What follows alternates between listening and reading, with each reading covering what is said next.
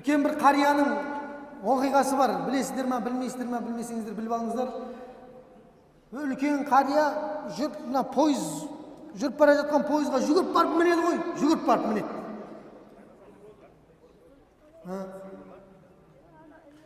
Жүгіріп барып пойызға мінеді де, мінсе орын жоқ дейді да пойызда. Бәрі ерте отырып алған. Ешкім кім береді орын, жылы орын кім береді? Ешкім бермейді ғой. Тем более қария ол ше. Бірден айтсам, балам, ол болмайды ғой деп бастайды кәңгіме. Сонымен бірінші мына купе дейді ғой, пойыздағы купені білесіздер ғой? Бірінші купені ашса, кішкентай балалар жүр дейді ғой, мынадай. Ойнап жүр. Кішкентай балалар, балиғатқа толмаған. Сонымен, балалар, ассалаумағалейкум баршаңа. Пойызға кешігіп мініп едім, орын алмай қалдым. Сол қастарыңа отырып барайыншы деп айтады дейді жаңа. Ата, біз деген ойнап жатырық деп айтады дейді Аллах. Біз ойнап жатырық, қазір саған тыныштық білмейміз біз. Сен одан да келесі көпені көрші, сол жақта орын бар шығар дейді. Біз қазір мазаңды алып жібереміз, ұйықтатпаймыз, анау, мынау, өйтіп бүйтіп шығарсақ дейді ғой. Қазір балдар да айлакер ғой қазір. Сен ар жағындағы біліп тұрады.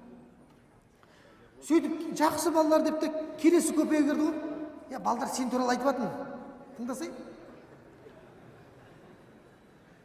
Келесі көпеге кірсе, жап-жас жігіттер отыр екен. Қолдарында гитара. Жіберіп отыр екен. Ассалаумағалейкум дегеннен қарияны көріп, жаңа өлеңдерін тоқтатып, уағалейкум ассалам, қалайсыз ата, амансыз ба? Қош келдіңіз, жақсы. Жігіттер пойызға кеш мініп едім, орын таппай жатырмын дейді да. Ана баратын жерге дейін жетіп қалайын, Құдай қаласа. Қастарыңа отырып десе, ата, ойбай-ау, сізді отырғызбағанда кімді отырғызамыз? Бірақ біз көңіл көтеріп келе жатыр едік деп айтады дейді да. Біз көңіл көтеріп келе жатыр едік. Сондықтан сіздің мазаңызды алып қоямыз. Келесі көпені көріңізші ата деп айтты дейді. Бұлар да не істеді? Өйтіп, оқиды, соқиды деп ана атаны шығарып жіберді ғой жаңа. Келесі көпеге қарай. Одан кейінгі көпеге кірсе, бір жап-жас жігітпен қыз отыр екен. Екеу бір-бірін қолынан ұстап алған. Махаббат екеу, ана екеу. Бір көпеде келе жатыр да енді. Сонымен ассалаумағалейкум десе, уағалейкум ассалам, ата, қалай, амансыз ба? Ой, машалла, орын таппай қиналып келе жатыр едім, орын сендердің қастарында бар екен деп айтады дейді жаңа екеуіне. Ойбай, ата, біз енді үйленіп жатыр едік, біз бала үйін өткізуге кетіп бара жатыр едік деп айтады дейді. Медовый месяц деген бар ғой. Сондай өткізуге кетіп бара жатыр едік, біз ата ыңғай келсе сол нені көріп еш, түсініп тұрсыз ғой, біз жаңа үйленгенбіз деп айтады дейді да. Енді неке қиғанбыз деген сияқты. Енді ата не дейді? Енді ата түсініпті ғой, тәжірибесі бар ғой. Сонымен келесі көпені көрейінші деп келесі көпеге кірсе, келесі көпеде дым уақыт жоқ адамдар отыр дейді ғой жерде. Қолдарында калькулятор дейді, екеуі бір-біріне қарамайды дейді анау. Патыр-пұтыр бірдеңелер тартырлатып жатыр анау. Бір-біріне қарайды, сенде қандай шықты деп айтады, мынадай шықты, менде мынадай шықты деп айтады дейді екеуі. Уақыт жоқ екеуінде ана екеуінде. Патыр-пұтыр калькулятормен отыр дейді. Ассалаумағалейкум десе, уағалейкум ассалам, ата, қалайсыз, жақсыз ба, қош көрдік ата. Ой, машалла, сендердің қастарында орын бар екен, кешігіп қалдық, мынаяқтың бәрінде орын жоқ дейді. Сол қастарыңа отырып, ана баратын жерге жетіп алайыншы деп айтады. Ата, ойбай-ау, сізді құрмет демегенде кімді құрметтейміз? Просто біз бос емеспіз, ата, қазір сұрақ қойып мазаны аласыз деп айтады дейді. Біз деген кәдімгідей бизнесмен отырық мына жерде деп айтады дейді. Қол тимей жатыр вообще. Уақыт жоқ, ата, кізкі ойды бөліп жібересіз біздің ше. Ыңғай келсе, ата, келесі көпені көрші деп айтады дейді. Ана ата фиттеп есік жапты дейді жаңа. Келесі көпеге кірсе, келесі көпе азы, шу, қым-қуыт бір семья бала шағасымен кетіп барады екен жаңа. Білесіздер ғой бала шағамен көпеде қандай болып жатады? Көпірін шығарып жатыр шын. Сол ассалаумағалейкум, орын таппай кетіп сендерге отырайыншы десе, ана еркек екенді ана жігітше. Бала шағасын бәріне тұрыңдар деп айтты. Ата болды, біліп қойдым, ассалаумағалейкум дегеннен біліп қойдым дейді да, кір ішке отыр деп айтты. Құдай қаласа бізбен бірге жетіп аласыз баратын жерге дейін. Отырыңыз, кел, тамақ, шай, не? Жоқ деп айтады дейді, мен сендерге алып берем. Ырза болдым сендерге деп айтады дейді, ата ше. Ырза, мен сендерге алып берем деп айтады дейді. Ана пойыз тоқтайды дейді да, тоқтаған кезде вокзалдан түседі де, топырлатып бірдеңелерді алады дейді анау ше. Тамақ, балаға ойнайтын бірдеңелер кіреді дейді. Анан келесі остановкаға дейін жейміз дейді ғой жаңағылар. келесі қаладан түседі дейді. Қайтадан топырлатып алады дейді ғой жаңағы шал ше. Пенсиясы көп па білмеймін ғой енді.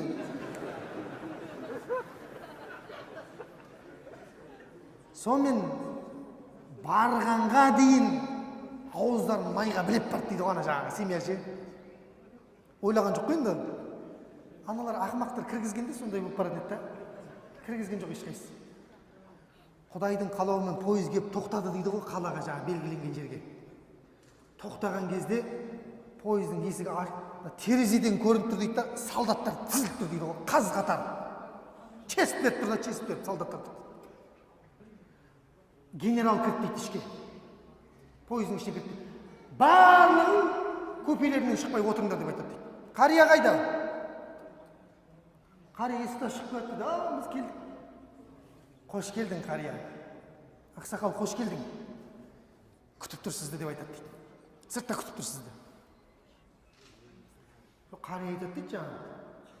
Күтіп тұрғанда мен бір өзім бара берейін бе?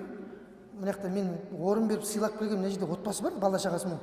Сонда не қылсақ бола ма дейді да. Ойбай-ау, сенің қонағың біздің қонақ деп айтады дейді анам. Алып жүр бәрін деп айтады. Анаң бәрі отыр пойыздың ішінде, шыға алмай отыр аналар. Мыналар шығып келеді дейді ғой. Кәдімгідей қаз қатарға тізілген күшті ғой. Самолет неде вокзалда түсіп жатқан кезде сөйтіп күтіп алып жатса қандай күшті, елестетіп көріңіздер да, сөйтіп күтіп алып жатыр ғой аналарда. Мыналар өздері түсінбейді не болып жатқан жаңа семья. Мына кім болды мына қария деп жатыр ғой үшін. Сондай авторитет болатындай. Деп жатсам мына оқиға осы жерден бітіп қалған дейді ғой жаңа вокзалда. Құдай қаласа келесі Шымкентке келген кезімізде иншалла сол оқиғаның жалғасын айтамыз ары қарай. Аяқтап тастайық, аяқтап тастайық.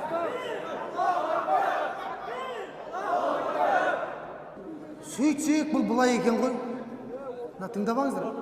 Отыра беріңіздер әлі тұр. Бітті деп өзім айтам ғой. Сөйтсек, жаңа бісміллә. Оқып шығамыз иншалла. Маған кеп қалды ма деп қалдым ғой әзірге. Так, жаңағы... Пойыз ғой. Пойыз бар ғой, пойыз. Сөйтсек, ана пойыз адамның өмірі екен ғой өтіп бара жатқан. Мына мінген қария адамның өмірінде Алла жіберген Алланың діні екен, ислам, пайғамбардың жолы екен. Қарияның кейпінде кеп жатыр ғой, неге? Өйткені ол адам атадан бастап келе жатқан нәрсе екен да.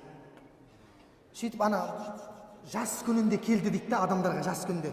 Кел, сен балиғатқа толайын деп жатсың, намазыңды, парыздарды орында десе, біз ата уақыт жоқ, ойнап жатырық, анау деп шығарып салдым дейді ол дінді қойшы.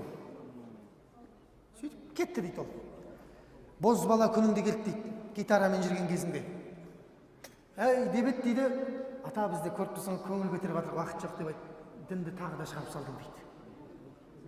Үйленген кезінде молдекең неке қиып отырып тағы да айтып еді дейді саған Алланың парыздары туралы. Я дедім де, бірақ біз екеуміз енді не қылып жатыр едік, ертең үйленгеннен кейін бастаймыз деп айттың дейді да, тастадың дейді, ол да кетті дейді.